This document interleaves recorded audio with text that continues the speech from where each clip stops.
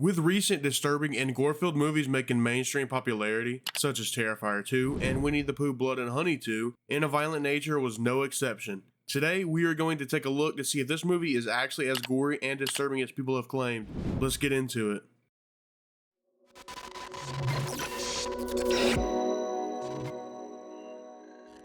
Welcome back, I'm Sippin, and In a Violent Nature was released 3 days before my birthday on January the 22nd, 2024. It's your typical camper slasher horror flick, but with a twist. The entire movie, apart from 2% of it, follows the perspective of Johnny, our Jason Voorhees of this world. Before we dive on in, spoiler warning for the whole movie, and yeah, you probably figured, but viewer discretion is also advised as there's some wild scenes.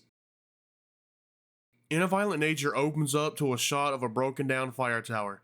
The camera pans until we see a necklace hanging from a pole. During all of this, we hear some dudes chatting it up, and before they leave, a dude named Troy takes the necklace, which then resurrects Johnny, who was buried a foot under that pipe. Johnny Boy takes what feels like 20 minutes climbing out of his hole and proceeds to walk around until he hears people arguing. It's a park ranger and a hunter named Chuck who keeps littering the park with bear traps. What precedes is actually a really nicely shot scene where we follow Johnny walking inside of Chuck's house as Chuck walks around his property. Johnny walks up to a mirror and in its reflection sees a necklace which causes him to have a flashback of his dad, giving Johnny his necklace. Johnny's prime motive is revealed here. He just wants his necklace back, but before he can analyze this necklace, he gets cut off by Chuck. He chases Chuck through the woods and in all irony, Chuck winds up stepping into one of his own traps. Johnny approaches Chuck and ends him off screen, but don't worry because we later see some of the aftermath, and it did not look pretty. And yes, obviously the necklace Chuck owned was not the one Johnny was searching for, or else this movie would have been 10 minutes long. But it won't be too much longer until he finds the guy that did take it. As this movie is 65% Johnny walking through the woods, it becomes nighttime and he sees and hears a group of kids driving by on a four-wheeler. He approaches them, and by the time he gets there, he sees they're all sitting by a campfire having a conversation. And Johnny, being the polite guy he is, he doesn't intrude and just watches and listens. They joke around and talk, but eventually Aaron tells the story of Johnny. Everyone believes it's just a scary campfire story, but it's real and it's really mean. At this point, we have heard the campers talking for a decent minute, so I can't hold it in any longer. Stop. I can't hold it in. What do you mean by that? The audio is rough. It sounds like YouTubers doing a voiceover and not actual audio from a movie. Like it sounds good, but not for a movie. They talk with some bass in their voices, and when Johnny is seemingly out of earshot, we can still hear the characters talking as if they were 5 feet from us. And don't get me started on the dialogue. But after some time, the campers take some selfies before going inside the cabin, which I thought was a neat shot as the flash of the phone lit up Johnny in the background. Wow, man. Damn. Aaron walks outside to either go see some gas station girls, as the movie calls them, or to go empty the dookie tank. But before that, he decides to take a smoke break in front of a tree. Johnny speedwalks and gets there in 5 minutes. He uses a saw blade to, well, give him a haircut through his mouth, if you see what I'm saying. 1 camper down, 6 left. I kid you not, after another seemingly 5 minutes of walking, Johnny makes it to a ranger station building. He tosses Aaron's top half through a window and drags the lower half in so he can use it to bust open a glass container holding his mask. And trust me, I'm trying my best to give this movie all the credit in the world as I was so excited for this movie. But it's just so long. It genuinely feels as though they filmed the movie and had it done, but saw it was only at the 1 hour mark, and someone was like, fuck, we need 30 more minutes. So they just added some walking scenes. Like for instance, when Bro finally leaves, he's walking at night, but then the scene changes to day. So Bro was casually walking all through the night to get back to the campers, and he found 2 of them at the lake, Brody and Aurora. Again, going back to the audio. They aren't yelling, but we can clearly hear and understand them from across the lake. Does Johnny have some super hearing we don't know about? I dressed for yoga. I'm not getting this stuff wet.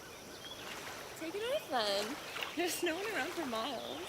Anyways, Brody was left in the water while Aurora went to go do some yoga. Johnny does a Jason kill where he grabs Brody and kills them underwater. He walks out of the water to go and find Aurora. This scene is probably the most memorable and it's disturbing scene of the whole movie. But how it begins is just so bad. He walks up to her and she starts screaming and backs up to the hillside. She turns around and sees that and just flat out gives up. For whatever reason, she just stood there and took it. Instead of running around the walking killer or sliding down the hill, she allowed him to go to town on her. He punches his hook blade through her and uses it to pull her head through her back. Yeah, it's a wild one and the most over the top one in the movie. Johnny pushes her overboard and she doesn't even roll all the way to the lake below, proving the hill wouldn't have been that bad to try and slide down. But hey, good news for us, Johnny is walking through the woods again. I kid you not. Brother Bear, it was a 3-minute scene of nothing but walking. Troy, for whatever reason, tossed their car keys into the woods. I guess because he's an Alpha Sigma male and Colt is just a beta. God, I hated saying that. But this scene allows us our first real shot of Johnny's face as he plays with the car toy on the keychain. But it gets interrupted as Troy pissed him off by mentioning Cole's deceased dad.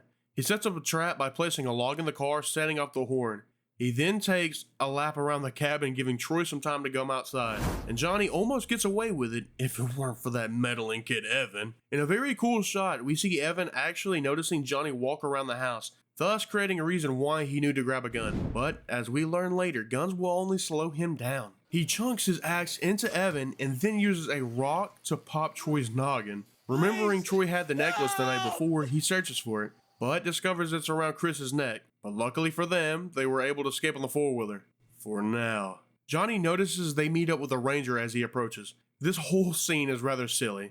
So first up, the ranger yells at Chris, asking where she got the necklace, and after learning this, he mentions that it was his mother's and it was the only thing keeping his soul at rest. Chris asks if they could just give it back to bro, and please remember this, please. The ranger says, you can't just give it back. He's awake now. They notice him walking up and the ranger has a little Tommy Jarvis monologue and shoots him once, knocking Johnny down. He gets Colt to grab some chains to tie him up, but Colt is too scared to actually do the deed of tying him up, so they actually decide to switch. And brother, being a foot away from Johnny's face, they swap hands. But Johnny must have been confused, so he also tried to grab the gun. He brings the ranger to his face and squeezes his fingers, hurting the ranger and preventing him from being able to stand because hurt fingers means your legs don't work. But Johnny is a thorough fella, so he also dislocated his spine, causing him to be paralyzed. He walks away to turn on a log splitting machine and walks back to bring the ranger over. This scene is far too long and far too loud. I honestly had to turn the volume down in order to keep watching as it's just so damn loud. The log splitter splits his neck, but the scene lasts 7 minutes. 5 minutes too long in my opinion. This back half has been rather silly and it's only going to get worse. Colt screams for Johnny to come get them, so what do you think happens? Johnny comes to get them. But their plan immediately goes wrong when we hear Chris freaking out and Colt loudly shushing her. Like, come on, dude, what's going on? Colt apparently watched a lot of the Friday the 13th films because his ass can teleport. He tells Chris to go do what she's got to do and he's going to distract Johnny. Mind you, all this is happening when Johnny is staring daggers at them, but we never see Colt move or leave until he just shows up behind Johnny screaming at him, which Johnny immediately turned around and swung his axe into Colt's face. This scene actually had me jump, but then chuckle as it's so silly. 1, how did you get over there? And 2, why stand directly behind him? But I mean, he did what he set out to do. He distracted Johnny, because after Colt was taken out, he goes to absolute town on his body like he's in some type of Royal Rumble. Chris, for some reason, then decided to stand there and watch. But after she takes in the sights and gives up on their whole plan, she puts everything on the ground, including the necklace, and just leaves. She dips out in a 2-minute montage of her running through the woods that ends in her having her legs stabbed by a piece of wood. It's also daytime now, by the way. She ran all night, presumably. Another few minutes pass, and she finally finds the main road. She manages to stop a passing truck, and keep in mind there's 17 minutes left in the movie. After having a long conversation, the woman notices Chris is losing blood, so she pulls over to apply a tourniquet. We see Chris staring off into the woods, waiting for Johnny. Here he comes. Oh no, that's a B. Johnny doesn't show back up, and the film ends with a shot showing Johnny took his necklace back. So it did not in fact matter that he was awake. Remember? The ranger said you can't just give it back. But well, apparently yes you can, numbnuts, because that's what Chris does, and it worked. So yeah, there we go, a fake out ending. The park ranger was full of shit. This makes the last 17 minutes pointless. Like, don't get me wrong, I love a good fake out ending from time to time, but why did it need to be this long? To be honest, I really like the premise. It's unique and from my knowledge hasn't really ever been done before. But it's the execution of the idea that makes the movie fall flat. This movie could have been much better without all the unnecessary walking through the woods scenes. Of course, you have to take some, but it should never take up 40% of your movie. The acting wasn't great either, but I did enjoy Johnny's actor. He did pretty well, and the woman in the truck was okay. But the rest didn't really do it for me. And the biggest plot thing I wasn't a fan of was the necklace. Johnny apparently was a known thing, as the ranger knew about him, and his dad knew about him because they both had scuffles with him. But the necklace was just there? In the easiest spot to notice? Why not bury it with Johnny to keep anyone from grabbing the random gold necklace chilling in the woods? Let me stop though. This movie still had its good parts, and where I think it shines is in the practical effects department. The gruesome kills it did offer were gruesome and disturbing. So with the kills and Johnny himself saving the score some, I will have to give it a 4.5 out of 10. It has its moments and its uniqueness to set it apart from other similar slashers, but it falls on its face when it comes to the acting and pacing. But that's my review and ranking of In a Violent Nature. What did you think of this film? Is there another movie you want me to check out? Let me know down in the comments.